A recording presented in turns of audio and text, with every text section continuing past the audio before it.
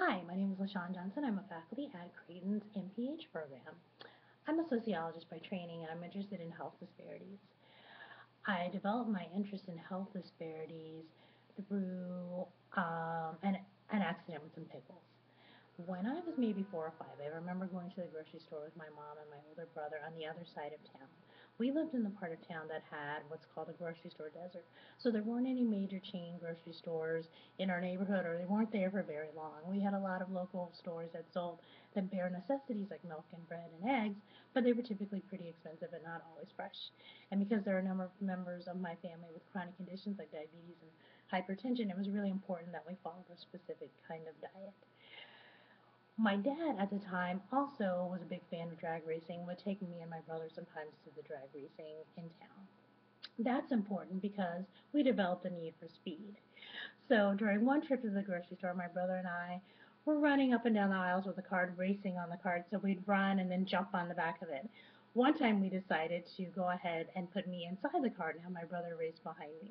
As this was happening, the cart flipped over and we knocked over a bunch of pickles. As you can imagine, this is a pretty loud and messy and noticeable incident. And so after that, I think my mom didn't let us go to that store for a while and she went on her own. Um, but it's that incident that I started to realize that as I was picking myself up off the floor, I noticed that so many of the people in the store looked nothing like me. And I wondered, why are we in this neighborhood and why don't any of these people look like me?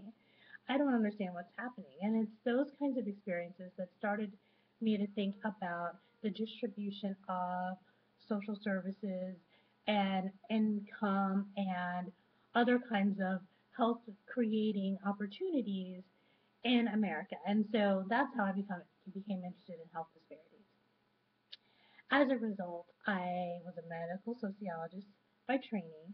I did a postdoc at the University of Missouri Health Professions, School of Health Professions, and also at the University of Connecticut Health Center. I have had experience working with faith-based organizations, and I'm currently doing a photo voice project with obese teens here in Omaha, and I'm also doing an interview project with Muslim women about health communication and decision making. I think that those of you who have a social science background or are interested in social science methods, there are a lot of opportunities to integrate those methods into public health practice.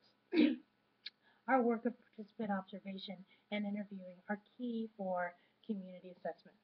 They're so important for audience and situation analysis when you're thinking about communication. Our methods are really important for understanding social and behavioral theories around health and designing health promotion programs that will actually work for the people we want them for. And they're also good about just helping you understand the general shifts and changes with the social, cultural, ethnic, demographic changes that are happening in the community.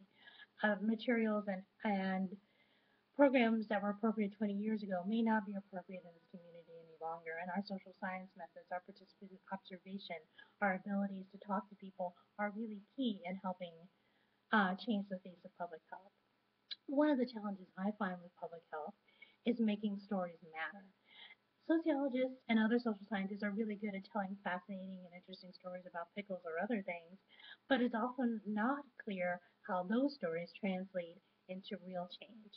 And so the challenge for those of us who are interested in social science is how to make those stories matter. How do you make a story about pickles matter to someone who's interested in public health policy? How do you make a story about pickles matter for someone who works with a clinical population? How do you make a story about pickles important to someone who's designing a communication program for helping people think about diabetes or a healthier lifestyle? It's that's the rub, that's the challenge, and that's the excitement. That's the thing that I enjoy the most about being a social scientist in public health. For Creighton, I've designed courses about health communication and community-based participatory research, and in those courses, among others, I try to integrate some of my social science theory and methods in the way that I teach the courses. If you're interested in public health and you've got a social science background, or you're interested in public health and you want to learn more about social science, there are a lot of opportunities for us to practice in the larger field of public health.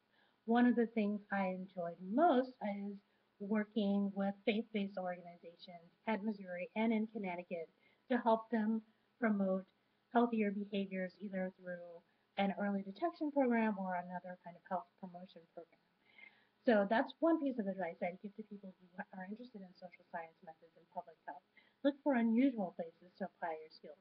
You'd be surprised at the number of community organizations and faith-based organizations that are trying to take on the challenges of health disparities in one way or another. You've got a lot to contribute to those organizations, and I think the possibilities are endless. You just have to be creative and determined. Thank you for listening to this message. I hope you enjoy the other videos of the Public Health Week, and I hope you take some time to learn a little bit about our program as well. Thank you.